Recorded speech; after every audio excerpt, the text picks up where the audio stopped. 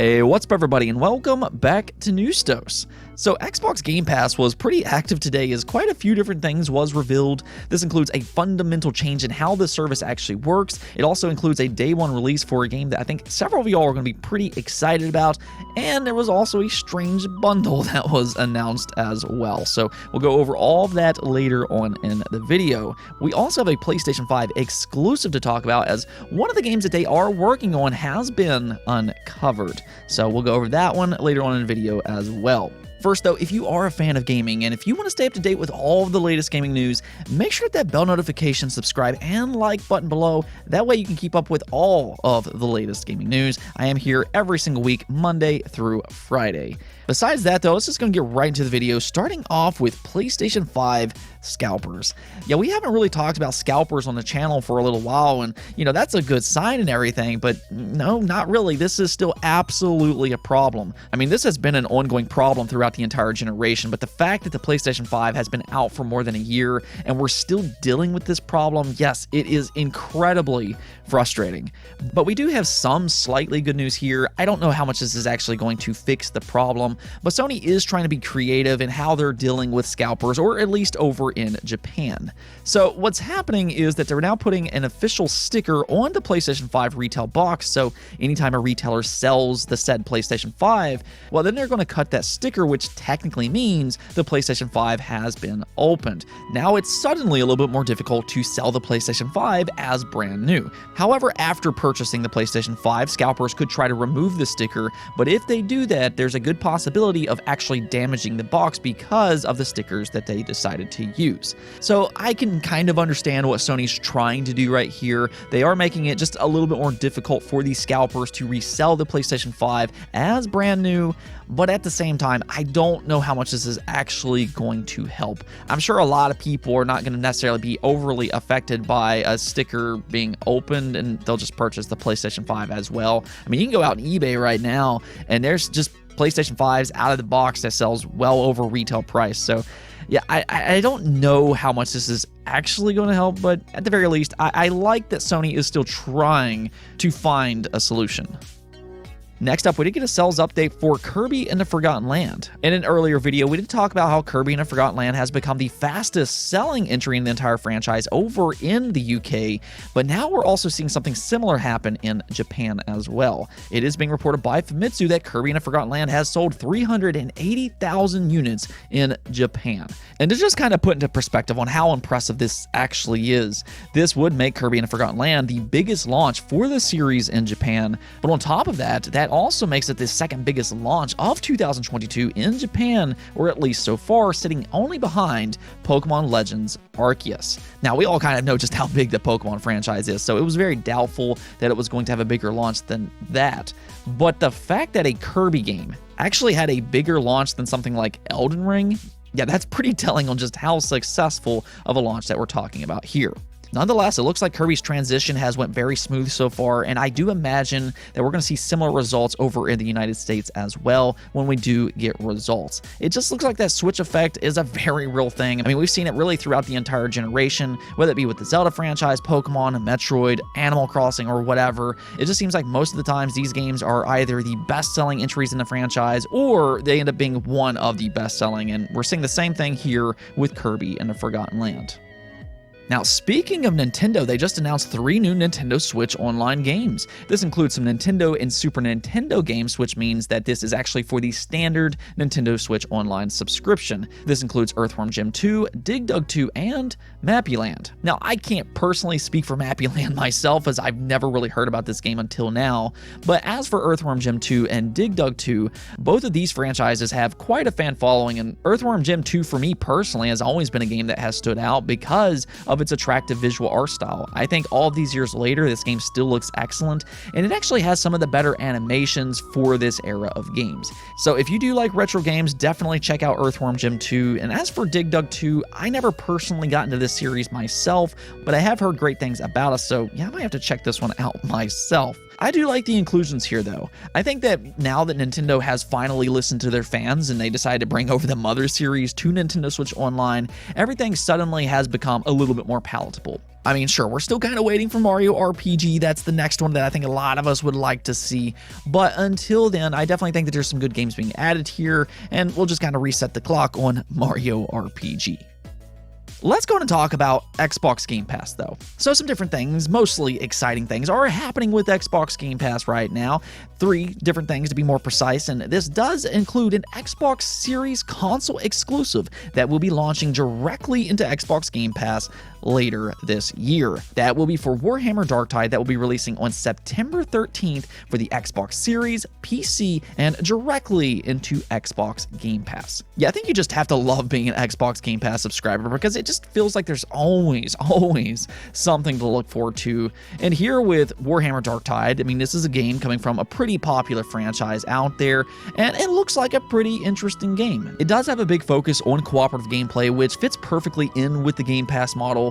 We have seen several games like this release into the service in the past and have a lot of success there. But one of the bonuses for fans is that if you and your friends all have Xbox Game Pass, if you're subscribed, well, then you can all just kind of try it out together without having to convince anybody to purchase the game. It's a nice little benefit for these style of games, and I can say for myself personally in the past, I have played games in Game Pass for this exact reason. Sometimes my friend and I, we're trying to find something to do, and then suddenly there's this cooperative Xbox Game Pass game, so we just check it out and see what happens. And I mean, I've had a lot of fun doing things like that. So yeah, very nice to see Warhammer Darktide head over to Xbox Game Pass later this year on September 13th. Now, another thing that's happening is actually here in just a few days, but there's an MLB The Show 22 Xbox Game Pass bundle that you can purchase.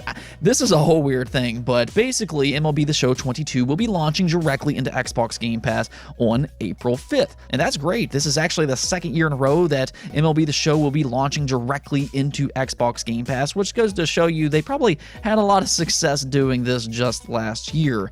But interestingly enough, or strange enough in this case, they're actually trying to sell Xbox Game Pass subscribers an early access edition. Now, again, this is a Game Pass early access bundle. And if you take a look over here at their statement, they say, for Xbox Game Pass subscribers interested in playing MLB The Show 22 during early access, this is for you. Purchasers of the MLB The Show 22 Xbox Game Pass Early Access Bundle will get access to MLB The Show 22 on Xbox One and Xbox Series X and S on April 1st, 2022, 4 days early, as well as additional items. Now, okay, that's great and everything. That just means you have more options as an Xbox Game Pass subscriber.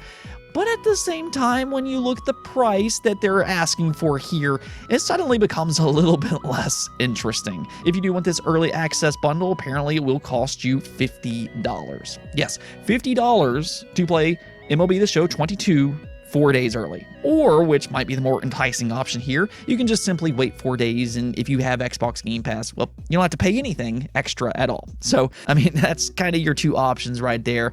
But nonetheless, if this is something that you want to do, at the very least, you do have that option. What I will say, though, is that for the month of April, it looks like Xbox Game Pass is getting off to a really good start here. One thing that we do know about MLB The Show is that on a yearly basis, these are very good games, so definitely look forward to that. Now, as for this last piece of Xbox Game Pass news here, it is being reported by Windows Central that Microsoft will finally be adding a family plan to Xbox Game Pass later this year. Now, there's still a lot of questions that remains here because this was not officially confirmed by Xbox themselves, so this report is lacking on specific detail. There's still some things that we don't know, including the price tag. We don't know the exact release date, but according to Windows Central, they say that it could be set to launch sometime this year, and that the family plan will allow you to share your Xbox Game Pass with 5 different accounts within the same country. We'll kind of wait and see what the price is, but you know, it is being claimed that it's going to be cheaper than buying 5 separate Xbox Game Pass subscriptions separately. So even though we don't have all of the fine details just yet, this is definitely very good news, especially for parents who play on Xbox and have kids that play on Xbox as well.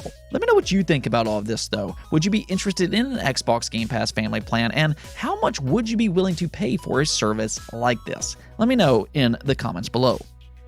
On to our final topic, though. It does look like another first-party PlayStation 5 game has been uncovered thanks to a new job listing. This is for one of Sony's most recently acquired studios, being FireSprite, and they sound like they have a lot in development. This reportedly is actually their third game in development. Here recently, they did confirm that they're co-developing a PlayStation VR 2 game, being Horizon Call of the Mountain. That one is actually quite interesting, but also there's been some reports going around that they have since taken over the development of the Lucid Games unannounced Twisted Metal reboot. So that's already 2 games, but it sounds like that's not quite it. It has now been spotted that they do have a new job listing saying this: "We are looking for a narrative director to join our development team for a AAA narrative-driven horror adventure game in Unreal 5.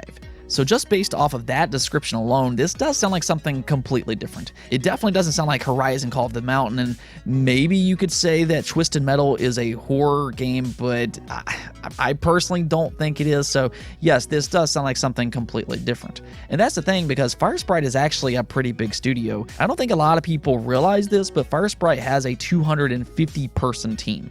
So if they really wanted to, they could easily split up into multiple teams, and it does seem like that's exactly what they're doing here. I also think it makes a lot of sense for them to work on a horror adventure game. I think that's one of the reasons that Sony acquired them in the first place. They showed a lot of potential when they released the Persistence into PlayStation VR. I think even after all of these years, that's probably still one of the better PlayStation VR games in general.